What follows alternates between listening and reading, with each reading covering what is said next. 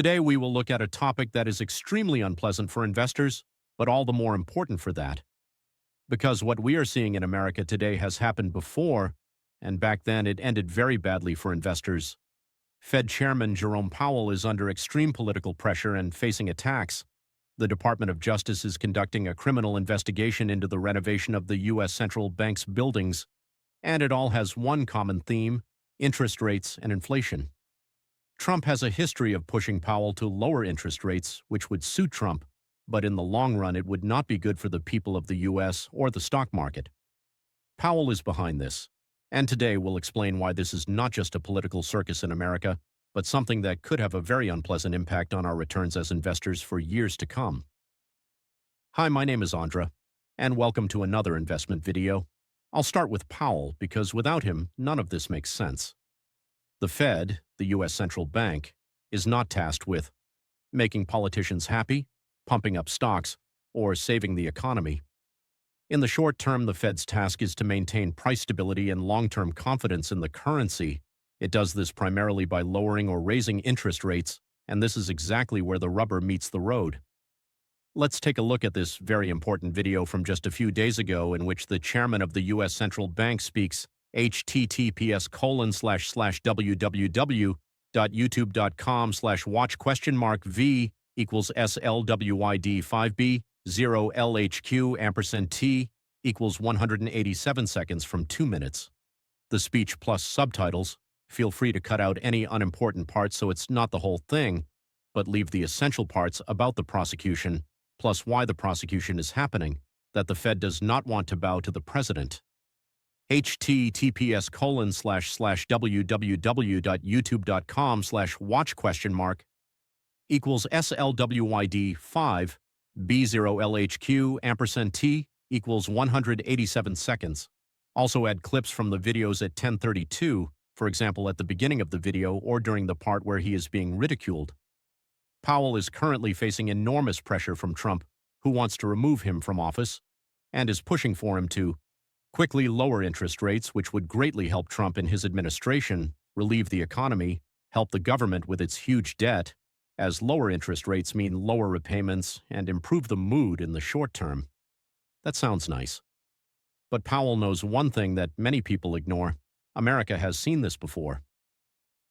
What happened in the 1970s? At that time, the Fed fought inflation with a break-gas approach. It quickly raised rates. The economy slowed down as a result. Inflation began to fall, and that's when the mistake was made. As soon as the first signs of a slowdown appeared, the Fed eased too soon. Rates went down, inflation returned, even stronger. This happened several times, and that's exactly what this graph shows, depicting the Dow Jones between 1960 and 1982. What's brutal about this graph is that U.S. stocks moved within a single range for 18 years. Up, down, over and over again. From the outside, it looked like, if I hold out, it will break eventually. But in the meantime, inflation systematically destroyed purchasing power, meaning that for your $100 you could buy less and less, and turned long-term investing in ETFs into a trap. This is exactly the period when time does not work for the investor, a passive approach fails, and capital stagnates. And Powell knows this. Why is Powell so uncompromising today? Today we have inflation, which has fallen from 9% to around 3%, which is still higher than Powell would like, a slowing economy, political pressure from Trump to quickly lower rates. And Powell says, not yet, because 3% inflation is not a victory. Inflation expectations are not fully anchored. The mistake could be repeated. Inflation could rise again in the U.S. and the economy could fall into stagflation. He knows that short-term relief today could mean long-term stagnation tomorrow. This would mean that we would not see significant appreciation on the indices for a long time, and that is precisely why Powell is so tough today. Even though he is unpopular, he is under pressure, and he is the target of attacks. He fears that if he gave in to Trump, it could mean stagflation and a so-called dead decade for America, just like in the 1970s. So let's talk about what you, as investors, should do if the worst happens and stagnation occurs. How to invest when the market may stand still for years. And this is where most people make a fatal mistake. This video is not meant to scare you. Stagflation may come, it may not. But investors must not bet on just one ideal scenario. If you invest using the ETF and time will solve it approach, you are extremely vulnerable in a stagnant environment. That is why stock picking makes sense, not as speculation, but as defense. Selecting specific companies that make money even when the entire market has been stagnant for years. And that's exactly what we're going to focus on now. In less than 24 hours, the investment challenge begins at OK Academy, where I will teach you step-by-step how to build a profitable portfolio for 2026 and beyond, even if you are a complete beginner.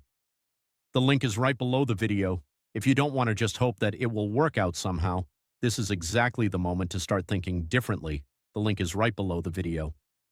The first rule is time alone is not enough. We all hear, hold on to it for the long term and it will be fine. But the 1970s show one unpleasant truth. Time does not work when there is high inflation and zero real growth. When the market stagnates for 10 to 15 years, inflation is 3 to 5%. Passive investors actually become poorer. Second rule, only people who understand the companies and stocks they hold will survive this period. It is important to realize that in every period there are winners to be found, companies that will grow. Yes, the market as a whole may not, just look at the 1970s. But that doesn't mean you can't win by choosing the right stocks. In stagflation, hyped stories die. The story of a new AI company that will change everything but is still not profitable. Only companies that have a competitive advantage, reasonable valuations, generate profits, and have pricing power, that is, they are able to increase the prices of their services or products in every period, will survive. Tobacco companies such as Altria, often healthcare companies, or companies such as Coca-Cola and Netflix to a certain extent, have great pricing power. If we look at my portfolio in XTB, you will see that all positions except 2 are in the green today, that is, in profit. XTB is also my long-term partner and the investment app used by most investors in Czechia. My portfolio contains profit machines, high-quality businesses that I bought for long-term holding at a reasonable price. If you are just starting out with investing, XTB is a good choice, among other things, thanks to zero fees for buying physical shares and Czech regulation. You will find the registration link below the video. Rule 3. Why buybacks are important. When the market has not been growing for a long time, companies have only 2 options.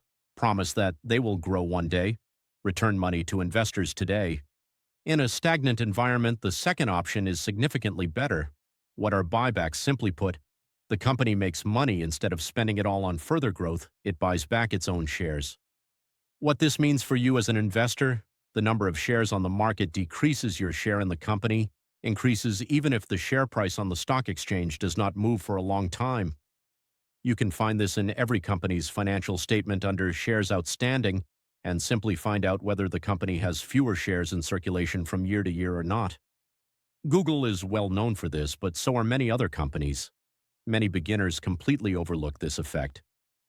What not to do in a stagnant market. This is perhaps the most important part.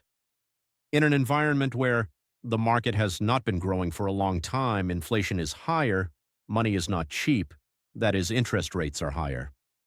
The following stock strategies typically fail. Extremely growth stocks without profits, blind DCA into everything without thinking, the idea that ETFs will solve everything. ETFs are not bad. But it is important to understand one thing. ETFs do not protect you from losing purchasing power if the entire market has been stagnant for years and inflation is high. Conclusion for the viewer, revised. If you invest today the same way you have in recent years, ignoring inflation and relying only on the idea that time will solve everything, you are taking a risk that is not often talked about, that the next decade will not bring you real returns, even if you feel like you are doing everything right. Because the world in which interest rates were zero, money was cheap, and the market grew almost automatically may no longer be here. And this is where we get to the most important point. Why stock picking is a defense against stagnation and stagflation. Stock picking, that is, selecting individual profit machines, is not speculation. Properly conceived stock picking is a defensive strategy, because you are not betting on the entire market, but selecting specific companies that can make money. Companies that generate strong cash flow, have pricing power, return capital to investors, and do not need cheap money to survive. These companies perform well when the market is growing, but most importantly, they perform well when the market is stagnating, and that is exactly what protects you, whether stagflation comes or not. And in an uncertain environment, control is extremely valuable. This is what you should focus on whether you are in OK Academy or not.